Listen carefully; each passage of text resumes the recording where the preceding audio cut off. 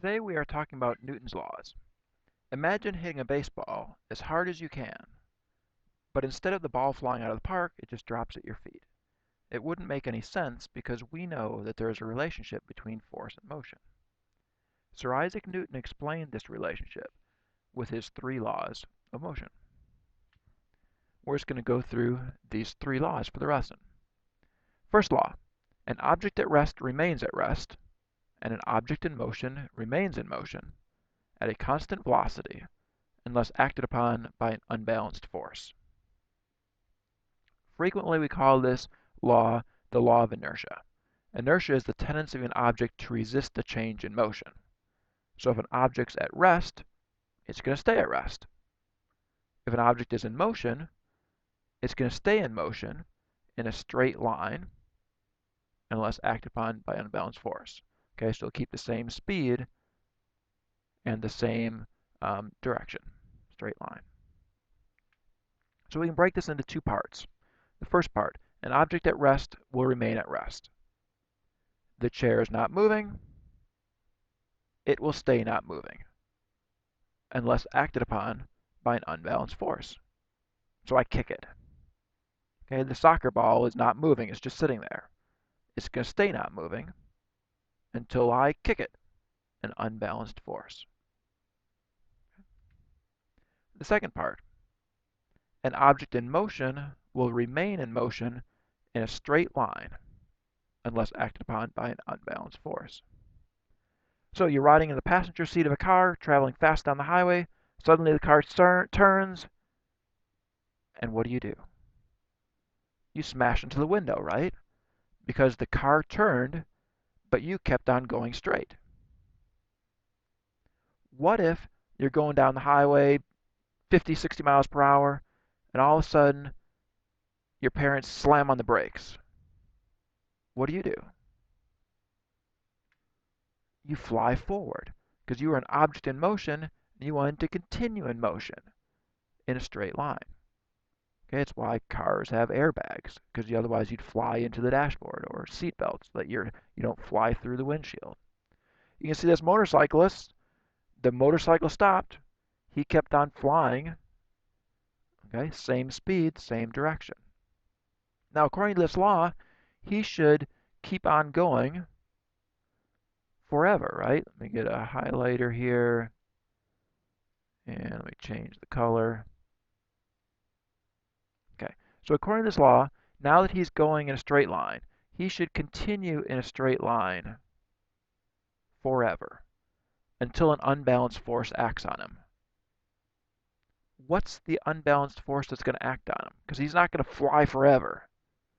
Okay, the unbalanced force that acts on him is gravity.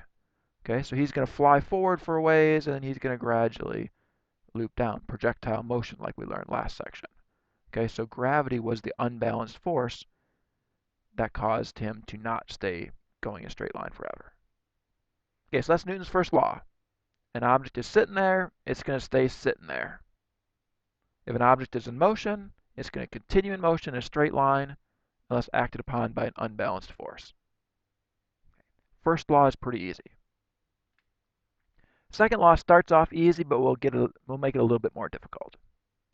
The acceleration of an object depends on the mass of the object and the amount of force applied. Okay, so it depends on the mass of the object and the amount of force applied. And that should make sense. So there's two parts again. Acceleration depends on mass. So is it harder to accelerate a matchbox car or a real car? Well, it's harder to accelerate the real car, of course, because it has a lot more mass. You see the picture at the bottom of your notes there. There's a kid pulling a big rock and a kid pulling a small rock. Which one is it going to be easier to accelerate? Well, the little rock, because it has a smaller mass. Okay. The acceleration of an object decreases as its mass increases. So the more massive it is, the harder it is to accelerate. Okay. The second part of the second law says acceleration depends on force. So will the matchbox car accelerate faster if I push it as hard as I can? or if I just give it a little push. Again, obviously it's going to accelerate faster if I push it as hard as I can. Okay? The acceleration of an object increases as the force on the object increases. The harder I push, the faster it'll accelerate. Easy. Okay? What direction will it be? Of course, it's going to be in the same direction that you applied the force. Okay? If I push it to the right, it's going to accelerate to the right. Okay, not too hard yet. We have in this picture an empty shopping cart and a full shopping cart. Which one is going to be easier to accelerate? Okay. The empty shopping cart, because it has less mass. Which one would be easier to stop once it's going? Okay. The empty cart, because it has less mass. Once you push that cart and it's moving, it has lots of inertia. All right, it's moving in a straight line. It wants to stay moving. So you have to apply a lot of force to stop it. Okay, and then in this last picture here, I have a full shopping cart. If I push it with a little force, or if I push it with a big force, which will cause it to accelerate more? Obviously, if I push it with a big force. Okay, now this relationship between force and mass is so good that we have a formula that describes it. So force equals mass times acceleration. Okay, force equals mass times acceleration. Okay, you could also write it as acceleration equals force over mass. Okay, either way, force equals mass times acceleration, or acceleration equals force divided by mass. Okay. This law explains why gravity accelerates everything the same. Okay, that 9.8 meters per second squared. So if we look at this picture, and you also have this picture in your book, you see the apple. The apple has a mass of 0.102 kilograms. Okay, just put it on a balance, find its mass. Put it on a scale and find its weight. It weighs 1 Newton. Okay, so putting it into the formula, or first let's do this, 1 Newton is the same as 1 kilogram meter per second squared. Okay, they made it easy on you, 1 and 1. Okay, that's what the metric system did. They made it easy. So we put these numbers into the formula.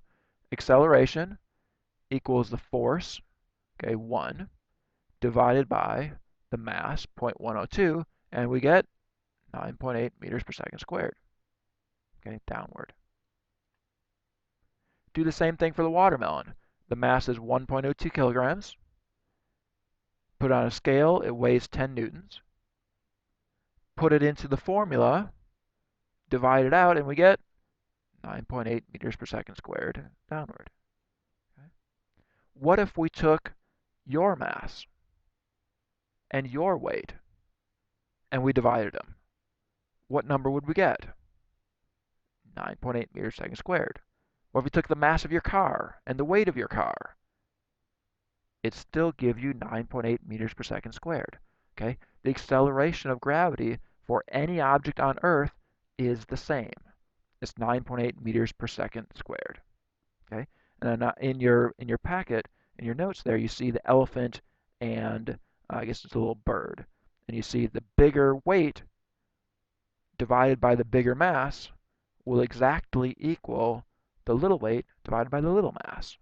Okay? So the acceleration for every object is the same.